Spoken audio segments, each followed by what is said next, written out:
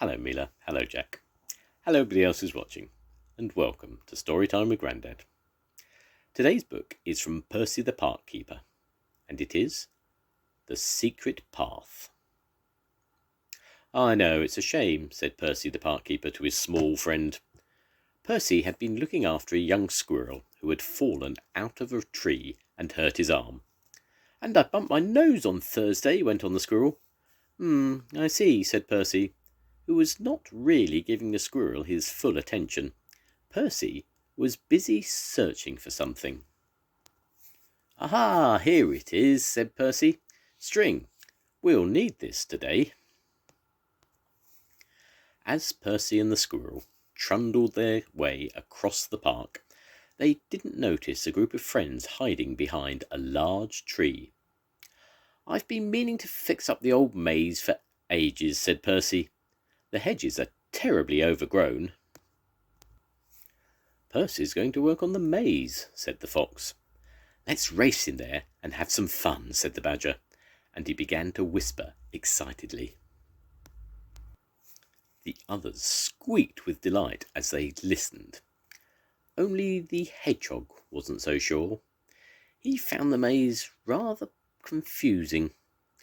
"I don't think I'll come," he said. "I've got something to do." Percy parked his wheelbarrow by the entrance to the maze.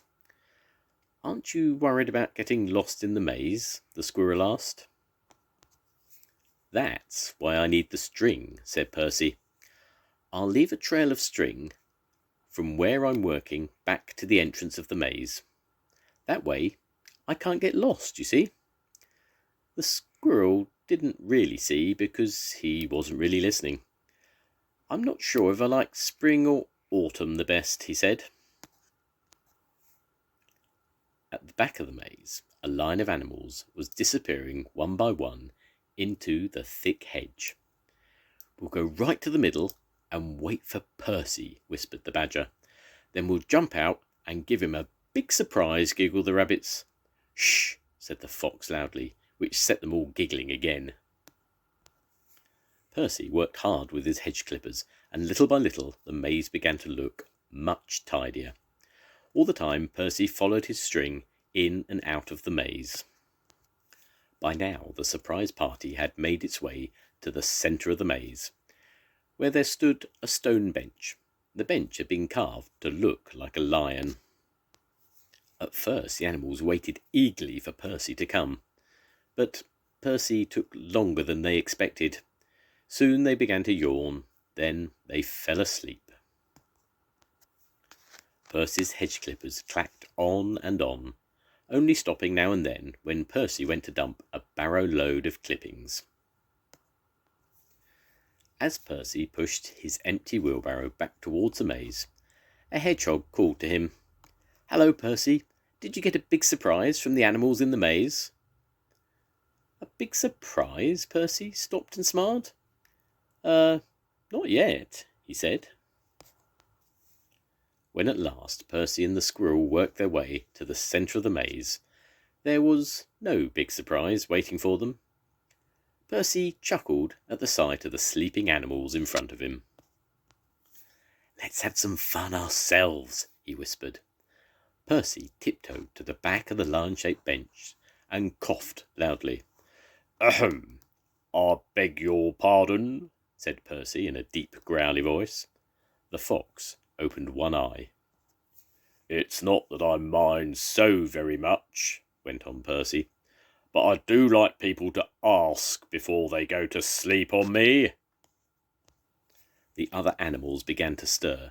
The fox stared at the lion's head. He could not believe his ears. "I'm very sorry," said the fox. "We didn't realise. We thought you were just a seat." The other animals opened their eyes in amazement to hear the fox talking to a lump of stone. They were even more amazed when the stone answered back. "Did you indeed?" said the growly voice. "Just a seat? We're very sorry," said the fox. "Will you tell us your name?" Percy growled, "My name is—" But at that moment one of the rabbits looked behind the bench. His name is Percy, cried the rabbit. The game was up, and a chuckling Percy came out from behind the bench. Percy's tricked us instead, said the badger. The fox suddenly started to giggle. That set everybody giggling again. Come on, said Percy as he collected his tools together. Who'd like toasted tea cakes for tea? I'll show you the way out of the maze. All we have to do is follow my But Percy didn't finish. Standing there in front of him was his little squirrel helper. The squirrel was holding a large ball of string. Don't forget this, Percy, he said. I've wound it all up for you. Percy looked dismayed. This is the way out. No, no, said the badger. I'm sure it's this way. Surely it's this way, said another voice. I might be wrong, said the squirrel, holding the ball of string, but I've got a feeling it's this way. Percy groaned. And I've got a feeling we'll be having toasted tea cakes for breakfast. The end. Goodbye, Mina. Goodbye, Jack. I'll see you soon. Goodbye, everybody. Bye.